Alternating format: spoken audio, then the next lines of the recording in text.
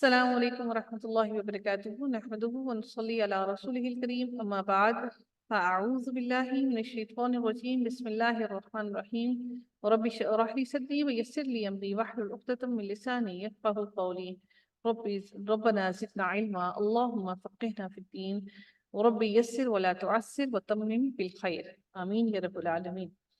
آج ہم جو فرسٹ چیز جو دیکھنے لگے ہیں، میں انشاءاللہ یہ آپ لوگوں کو پی ڈی ایف گروپ میں شیئر کر دوں گی۔ اگر آپ میں سے کوئی یہ کتاب خریدنا چاہے تو لسان القرآن کے نام سے عامر سہیل صاحب کی کتابیں آپ لوگ خرید سکتے ہیں۔ سب سے پہلی بات، ہم لوگ کوئی بھی چیز، کوئی بھی زبان سمجھتے ہیں، کوئی بھی زبان سیکھنے لگتے ہیں تو زبان کو سیکھنے سے پہلے، میں بول چال کی بات نہیں کر رہی، بات کر رہی ہوں ہم جب لٹریچر کی طرف یعنی کہ پڑھنے کی طرف جب ہم اسکول جاتے ہیں، کسی بھی اسکول میں، کسی بھی ملک کے اسکول کے اندر، تو ہم سب سے پہلے الفابیٹس کو سیکھتے ہیں۔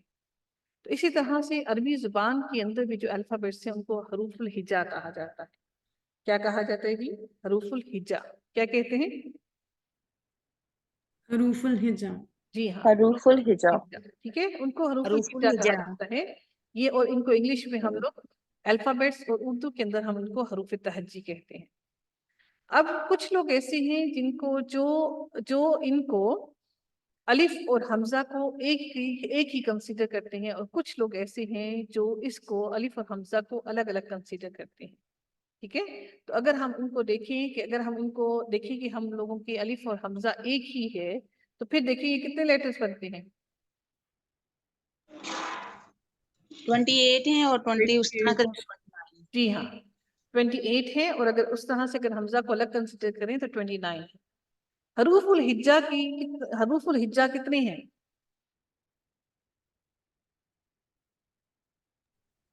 جی جلدی بتائیے۔ 28 تو 29 ہے۔ جی ہاں، اگر ہمارے الف کو ہم ایک ہی کنسیڈر کریں، حمزہ اور الف ایک ہی کنسیڈر کریں تو ہمارا 28 ہے، اور اگر الف اور حمزہ ہم لوگ الگ الگ کنسیڈر کریں تو 29 ہے۔ ان کو کیا کہا جاتا ہے؟ حروف الہجا۔ کیا کہتے ہیں؟ حروف الہجا۔ حروف الہجا۔ اچھا، اب سب سے پہلی بات، اب آپ لوگ زیر زبر اور پیش کو بھول جائیے۔ اب ہم تھوڑی سی نئی چیز سیکھنے لگے ہیں، کیونکہ ہم عربی سیکھ رہے ہیں، تو عربی کو سیکھنے کے لیے چاہیے ہمیں کہ ہم نے جو زیر زبر پیش ہے یہ اردو میں کہا جاتا ہے، یہ عربی میں نہیں ہوتے۔ ٹھیک ہے، بلکہ جب عربی زبان کے اندر اس زبر کو فتحہ کہتے ہیں۔ فتحہ ہوتا ہے جو اوپر آتی ہے۔ فتح کیا ہوتی ہے؟ جب کامیاب ہوتا ہے تو انسان اوپر آتا ہے نا، تو فتحہ بھی لیٹرز کے اوپر آتی ہے۔ کیا آتی ہے؟ اوپر آتی ہے۔ فتحہ کہاں پر آتی ہے؟ کیونکہ فتح حاصل کر کے انسان اوپر چڑھتا ہے، اوپر کی منزلیں طے کرتا ہے، تو فتحہ ہمیشہ لیٹرز کے اوپر آتی ہے۔ ٹھیک ہے، اور اسی طرح سے جو کسرہ ہے، ہم کہتے نہیں ہیں اردو میں کہ اس نے کوئی کسر نہیں چھوڑی نیچے گرانے میں، اس نے کوئی کسر نہیں چھوڑی اس کو برباد کرنے میں، اس نے کوئی کسر نہیں چھوڑی اس کام کو خراب کرنے میں، یعنی کہ نیچے کی طرف پستی میں گرانا، نیچے آ جانا، نیچے گرایا ہوا۔ تو کسرہ جو ہوتی ہے وہ لیٹرز کے نیچے گری ہوئی ہوتی ہے، نیچے لگی ہوئی ہوتی ہے۔ فتحہ ہو گئی، جو فتحہ دیتی ہے، اوپر لے آتی ہے، وہ فتحہ لیٹرز کے اوپر ہوتی ہے۔ کسرہ جو ہوتی ہے وہ لیٹرز کے نیچے ہوتی ہے۔ ایک رہ گیا، اس کو کہتے ہیں ضمہ۔ اب آپ نے اس کو پیش نہیں کہنا، یہ فتحہ، کسرہ اور ضمہ ہے۔ یہ تینوں چیزیں آپ کو پکی یاد ہونی چاہیے، فتحہ، کسرہ، ضمہ، فتحہ، کسرہ، ضمہ، فتحہ، کسرہ اور ضمہ۔ اب ایک اور بہت اہم چیز میں آپ لوگوں کو بتانے لگی ہوں، وہ کیا ہے کہ اب جیسے یہ ویسے ہی رکھی ہوئی ہے، یہ فتحہ ہے، ٹھیک ہے، یہ ایسے ہی رکھی ہوئی ہے، یہ کسرہ ہے، یہ ایسے ہی رکھی ہوئی ہے، یہ ضمہ ہے۔ لیکن جب آپ اس فتحہ کو اٹھائیں گی اور اس فتحہ کو لا کر آپ اس با کے اوپر رکھ دیں گی، تو یہ جو با ہے یہ مفتوح ہو جائے گا۔ کیا ہو جائے گا؟ مفتوح۔ کیوں مفتوح ہوگا؟ مفتوح کا مطلب ہے کہ فتحہ دیا ہوا۔ یہ عربی زبان کا ایک طریقہ ہے، وہ کیا ہے کہ جس کے پیچھے ہم نے میم لگا دیا، تو میم کا مطلب ہوتا ہے کہ اس کے ساتھ وہ کام کیا ہوا ہے، یعنی کہ کرنے والا ہو گیا۔ ٹھیک ہے، فور ایگزامپل میں کہوں کہ مفلحون، فلاح لفظ ہے لیکن مفلحون کہوں تو وہ کیا ہوگا؟ اس کا مطلب کہ فلاح پائی، ان سب لوگوں نے فلاح پالی اور فلاح۔ ٹھیک ہے، مفلحون۔ ٹھیک ہے، تو میم لگا تو یہ فتحہ کا ہی میم لگا دیا تو مفتوح بن گیا۔ ٹھیک ہے، کیا بن گیا؟ مفتوح بن گیا. ویسے یہ رکھی ہوئی ہے فتح، تو یہ فتح ہے، اس کو ہم نے کسی لیٹر کو نہیں دیا تو یہ فتح ہے. لیکن جب اس لیٹر کے تو اس فتح کو اٹھا کر آپ نے اس لیٹر کے اوپر رکھ دیا تو یہ مفتوح بن گیا. کیا بن گیا؟ یہ لیٹر آپ کا مفتوح بن گیا، یعنی کہ فتح دیا ہوا، اس کو فتح دے دی ہے. اب اس کی ملکیت ہو گئی ہے، یہ آنر ہو گیا ہے فتح کا. یہ بات کیا ہو گیا ہے؟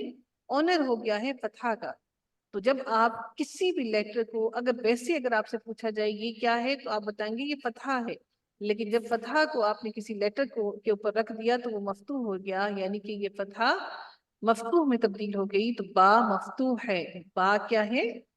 مفتوح ہے، یعنی کہ با پر فتح لگی ہوئی ہے. سمجھ آ گئی؟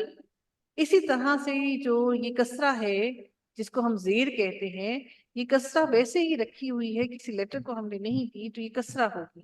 لیکن جب آپ اس کسرہ کو یہاں سے اٹھائیں گی اور اس تا کے نیچے لگا دیں گی تو یہ کسرہ آپ کی جس لیٹر کو دی ہم نے تو وہ ہمارا بن جائے گا مکسور، یعنی کہ مکسور یعنی کہ کسرہ دیا ہوا. جس کو ہم نے کسرہ دے دی وہ لیٹر ہمارا کیا بن گیا؟ وہ مکسور بن گیا. کیا بن گیا؟ مکسور بن گیا. اگر آپ سے میں یہ کہوں کہ یہ سا کیا ہے تو آپ کیا کہیں گی؟ سا کیا ہے؟ مکسور. مکسور ہے. مکسور کیوں ہے؟ کیونکہ اس کی کسرہ ہے. جس کو کسرہ دے دی وہ مکسور ہو گیا. ٹھیک ہے.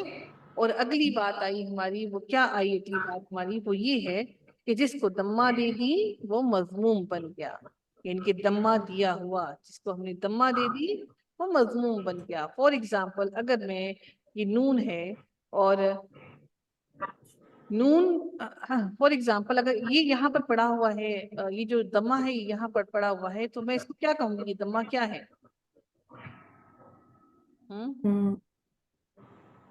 دمہ ہی ہے. دمہ ہی ہے. لیکن اس دمہ کو اٹھا کر میں نے اس نون کے اوپر رکھ دیا تو یہ کیا ہو گیا؟ نون مضموم ہو گیا. آپ لوگ دمہ دیا ہوا، کسرہ دیا ہوا، فتحہ دیا ہوا، فتحہ دیا ہوا مفتوح، کسرہ دیا ہوا مکسور، دمہ دیا ہوا مضموم. یہاں تک سب کو سمجھ آ گیا؟ ہاں جی. یس. ہینڈ ریز کیجیے جی جس چیز کو سمجھ آ گیا ہے. مائکس میوٹ رکھیے گا، جلدی سے ہینڈ ریز کیجیے گا.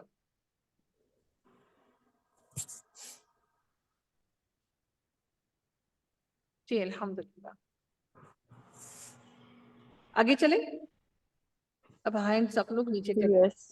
آگے چلتے ہیں جی. اگلی بات ہماری آتی ہے، ہم لوگ ایک اور حرکت دیکھتے ہیں.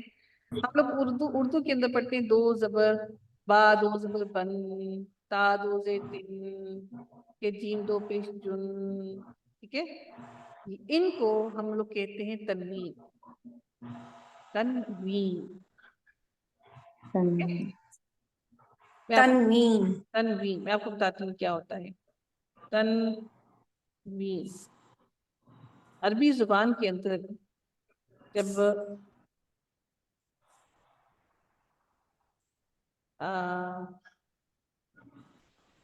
یعنی کہ تنوین دو حرکت جب دے دی گئی، دو حرکت تنوین ڈبل ہے، تسنیہ ہے، دو ہیں یہ، یعنی کہ تنوین ہے یہ، ایک نہیں ہے دو ہیں. تو دو زبر دو زیر اور دو پیش جو ہیں ان کو ہم لوگ کہتے ہیں تنوین. ٹھیک ہے. ان کو ہم کیا کہیں گے؟ تنوین. ابھی ہم بات کو دیکھ رہے ہیں. اگلی حرکت ہم جو دیکھتے ہیں وہ کیا ہے؟ وہ ہے جی حروف الہجا کی تعداد، ہمیں تعداد معلوم ہوگی، اور یہ ہے جزم، یا اس کو سکون بھی کہا جاتا ہے، اس کو علامت جزم بھی کہتے ہیں. اور کچھ قرآن کے اندر اس کے اندر گول راؤنڈ سا سرکل بنا ہوا ہوتا ہے، ایسے کر کے سرکل بھی عربی قرآن کے اندر ایسے راؤنڈ سرکل بنا ہوا ہوتا ہے. ٹھیک ہے. تو اس کو کہا جاتا ہے سکون، یعنی کہ اس لیٹر پر سکون ہے، یہ سکون سے بیٹھا ہوا ہے، اس کو کوئی کام کاج نہیں ہے. ٹھیک ہے. یہ سکون میں ہے. ٹھیک ہے جی. میں انشاءاللہ ان پہ سوال لیتی ہوں آپ کو. اب دیکھتے ہیں جی الف اور حمزہ کا فرق. جب الف پر تینوں حرکات زبر زیر پیش یعنی کہ فتحہ، کسرہ اور دمہ میں سے کوئی حرکت آ جائے یا علامت سکون آ جائے تو وہ پھر حمزہ کہلاتا ہے، وہ پھر الف نہیں رہتا. ٹھیک ہے، یہ آپ کا الف ہے اور یہ آپ کی کیا ہے، حمزہ ہے. حمزہ زبر آ، حمزہ سے ای، حمزہ پیش او، اور یہ حمزہ پہ جزم ہے الف لیکن ہم اس کو حمزہ پڑھتے ہیں. ٹھیک ہے، آگے چلتے ہیں، ایک اور چیز کو دیکھتے ہیں. حروف اور حرکات کے ملنے سے الفاظ وجود میں آتے ہیں جو بے معنی بھی ہو سکتے ہیں اور بامعنی بھی ہو سکتے ہیں. جیسے کہ ہم لوگ اردو میں بھی ہم نے پڑھا تھا، اردو میں بھی ہم لوگوں نے پڑھا کچھ الفاظ ہوتے ہیں جن کی میننگس ہوتے ہیں اور کچھ ہوتے ہیں جو میننگ فل نہیں ہوتے ہیں. لیکن قرآن کے اندر کوئی ایک بھی لفظ ایسا نہیں ہے جو میننگ لیس ہو، جس کا کوئی معنی نہ ہو. قرآن کے اندر سارے کے سارے الفاظ جو ہوتے ہیں ان سب کے میننگس ہوتے ہیں. Every letter, every word have meaning. Every letter, every word is meaningful. So it means we will work on kalima. We will work on kalima. We will not work on mahmal. کہ جس کا کوئی meaning نہیں ہوتا، کیونکہ قرآن کے اندر وہ لفظ ہے ہی کوئی ایسا نہیں جس کا کوئی میننگ نہ ہو. تو قرآن کے اندر سارے کے سارے الفاظ میننگ والے ہوتے ہیں، ان کو کلمہ کہتے ہیں. کلمہ ہوتا ہے وہ الفاظ جو ہم اپنے منہ سے ادا کرتے ہیں، کلمہ بولتے ہیں. آپ لوگوں نے اگر عربی میں اردو میں لکھا ہو کلمات، کلمات بات جو کی جاتی ہے، بات چیت جو ہمارے منہ سے الفاظ ادا ہوتے ہیں، وہ الفاظ مل کر وہ ایک کلمہ بناتے ہیں جو کہ میننگ فل ہوتا ہے، جس کا کوئی میننگ ہوتا ہے. جیسے کاف، لام اور میم، یہ تو لیٹرز ہے، یہ حروف الہجا ہے. لیکن ان حروف الہجا کو جب ہم نے کلیکٹ کر دیا، اکٹھا کر کے لکھ دیا، تو یہ ہمارے بن گئے کلمہ کلمہ. ٹھیک ہے، یعنی کہ کلمہ یعنی کہ وہ ایک پورا میننگ فل. ابھی اب اگر آپ کسی کو کہیں، آپ کے سامنے کوئی بیٹھا ہو، آپ اس کو کہیں قاف لام میم، قاف لام میم، الف نون سین الف نون، وہ کہے گا پتہ نہیں کیا ہو گیا، وہ کہے گا کیا بولے جا رہے ہیں، مجھے تو سمجھ ہی نہیں آ رہی. لیکن when you will combine all these letters together and you will make a single word, so then it will become a meaningful. آپ اس کو کمبائن کی بغیر لیٹرز کو الگ الگ پڑھتے رہیں تو کسی کو کچھ سمجھ نہیں آئے گا. لیکن جب ہم ان لیٹرز کو کمبائن کر کے کوئی ایک میننگ والا ورڈ بنا لیتے ہیں، وہ ہمارا کلمہ بن جاتا ہے. سمجھ آ گئی آپ لوگوں کو؟ جی جی یس. اور ان یہ جو کلمات ہم عربی میں پڑھتے ہیں، یہ 3 قسم کے ہوتے ہیں. ایک ہو گیا اسم جو ناؤن، ایک ہو گیا فعل جس کو انگلش میں ہم لوگ ورب کہتے ہیں، اور ایک ہو گیا حرف جن کو ہم لوگ کیا کہتے ہیں؟ لیٹرز. نہیں prepositions. اچھا. ٹھیک ہے، Prepositions, فعل اور جی. حرف جو ہم لوگ prepositions ہم یوز کرتے ہیں نا، تو ہاں وہ جی. Noun, verb. 3 چیزیں ہوں گی ہمارے ان عربی کے اندر. وہ ہوں گی ایک یا تو پھر وہ اسم ہوگا، یا پھر فعل ہوگا، یا پھر حرف ہوگا. اس کے علاوہ کچھ بھی عربی کے اندر ہم نہیں پڑھیں گے. فار ایگزامپل آپ کو اردو میں، عربی میں صرف انگلش میں بات کریں، آپ کسی کو کہیں گے آن آن آن آن آن، اردو میں کہیں پر، عربی میں کہیں اعلیٰ اعلیٰ اعلیٰ اعلیٰ. وہ کہیں گے یار کس چیز پر اعلیٰ اعلیٰ اعلیٰ، کس پر آن آن آن آن. اٹ مینس کہ ہمیں جب تک ہم اس کے پیچھے کوئی چیز، کوئی بات ہم پوری مکمل نہ بتائیں، اس وقت تک ہمیں حرف کی سمجھ نہیں آتی. اسم سے شروع کرتے ہیں ہم لوگ. اسم کیا ہوتا ہے؟ ہم سب سے پہلے کسی بھی بچے کو، انسان کو لینگویج سیکھنے میں سب سے پہلی چیز ہم جو سیکھتے ہیں وہ ہمیشہ ہم اسم سیکھتے ہیں، ناؤن سیکھتے ہیں. جب آپ بچے کو بتانا شروع کرتے ہیں، کوئی لفظ بتاتے ہیں، سکھاتے ہیں، تو آپ اس کو سب سے پہلے چیزوں کے نام بتاتے ہیں، پہچان کرواتے ہیں. یہ ورڈ ہے، یہ چیز ہے، یہ چیز ہے. حتیٰ کہ حضرت آدم علیہ السلام کو بھی اللہ تعالیٰ نے جب ان کو سکھایا تو سب سے پہلے چیزوں کے نام سکھائے، جس کا اللہ تعالیٰ نے بقرہ میں ارشاد فرمایا کہ اللہ تعالیٰ نے ان کو کچھ چیزوں کے نام سکھا دیے. اسما. تو بالکل اللہ تعالیٰ نے ان کو اسما سکھا دیے، کچھ چیزوں کے نام سکھا دیے. تو اسم بھی کیا ہوتا ہے کہ کسی بھی شخص، چیز، جگہ یا صفت، یعنی کہ آپ کسی کی کوالٹی بتاتے ہیں، وہ بھی ہماری ناؤن ہی ہوتی ہے. یہ انگلش میں بھی ایسے ہی ہے اور اردو میں بھی ایسے ہی ہے. لیکن اب ہم عربی پڑھ رہے ہیں تو ہمیں لگتا نہیں عربی میں کچھ خاص بات ہے، ایسا ہرگز نہیں.